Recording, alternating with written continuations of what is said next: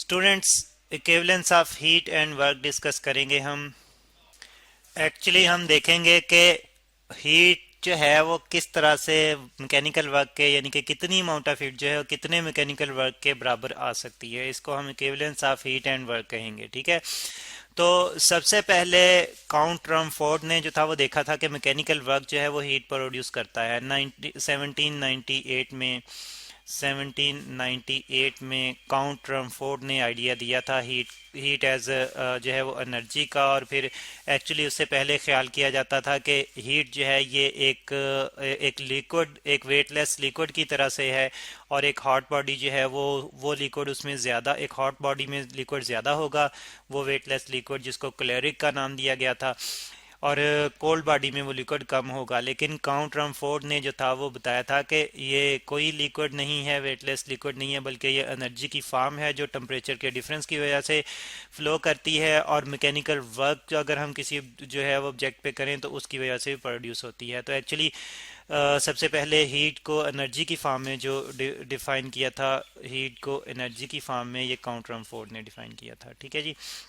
और इसके बाद जेम्स जाउल ने जो था वो एक्सपेरिमेंट किए थे 1845 में। जेम्स जाउल ने जो था वो एक्चुअली देखा, जेम्स जाउल, तो इसने देखा, इसने मतलब कोशिश की कि देखा जाए कि किस तरह से मैकेनिकल वर्क जो है, मैकेनिकल वर्क मैकेनिकल वर्क और एनर्जी, हीट एनर्जी जो है इसमें आपस में जो है वो कितना मतलब इक्विवेलेंस जो है वो क्या आती है। ठीक है, यानी कि किस तरह से ये एक दूसरे के बराबर जो है वो हो सकते हैं।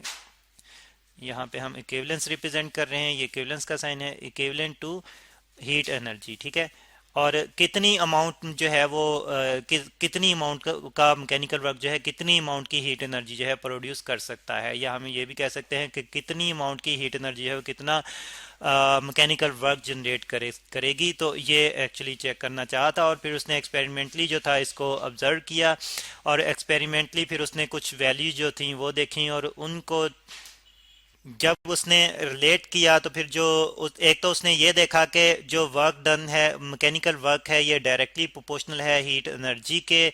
ठीक है, और फिर उसके साथ साथ उसने देखा कि ये प्रोपोर्शनलिटी अगर इक्वेशन में चेंज करनी हो तो हमें साथ में एक जो है फैक्टर मल्टीप्लाई करना पड़ेगा। और वो फैक्टर क्या है जी, उस फैक्टर को हम यहाँ पे जे से रिप्रेजेंट करेंगे, यानी कि W is equal to J into Q. ठीक है, अब इससे क्या मुराद है, तो यहाँ पे ये जे जो है एक्चुअली इसको इसको कहा जाता है मैकेनिकल इक्विवेलेंस ऑफ हीट। ये जे जो है यहाँ पे हम लिख लेते हैं, जे जो है इसको मैकेनिकल इक्विवेलेंस ऑफ हीट कहा जाता है। Mechanical mechanical equivalence of heat, equivalence of heat, of heat. ठीक है, तो अब एक्चुअली ये क्या है, ये एक फिक्स अमाउंट है। और किस फॉर्म में ये फिक्स अमाउंट है, तो अगर हम देखें इस इक्वेशन को, तो इस इक्वेशन से अगर हम जो है वो जे को फाइंड आउट करना चाहें तो फिर हमारे पास J is equal to W over Q आ जाता है, डब्ल्यू ओवर क्यू। ठीक है, अब W जो कि वर्क डन है, इसको अगर हम मैयर करें, इसको अगर मैयर करें हम जॉल में। ठीक है, जॉल में, तो यहाँ पे यूनिट, और यूनिट्स को स्टूडेंट्स हम हमेशा सारे के सारे लेटर्स जो हैं वो स्मॉल लिखते हैं। ठीक है, जॉल्स, जॉल्स में अगर वर्क को मैयर करें, और हीट का जो पुराना यूनिट था जो कि कैलोरी था, उसमें अगर हीट को हम मैयर करें, ठीक है, हीट को अगर हम कैलोरीज में मैयर करें, कैलोरीज, तो फिर हमारे पास जो यानी कि जितना वर्क डन हमारे पास आया है उसको हमने जॉल में लिया है। और जितनी हमने हीट एनर्जी जो थी यूज़ की थी वो हमने कैलोरीज में उसका यूनिट जो थे वो कैलोरीज में लिए थे, यानी कि कैलोरीज में हमने यूज़ की थी। हीट। तो अब अगर इसको हम जो है वो कैलकुलेट करें, इस वर्क डन यानी कि जितना भी वर्क डन हमारे पास आया या जितना भी हमने वर्क डन किया और उसके नतीजे में जितनी भी हीट जो थी वो प्रोड्यूस हुई, तो इन सब इनकी रेशो लें और वर्क डन को हम लेना है जॉल्स में और हीट जो है वो कैलोरीज में लेनी है।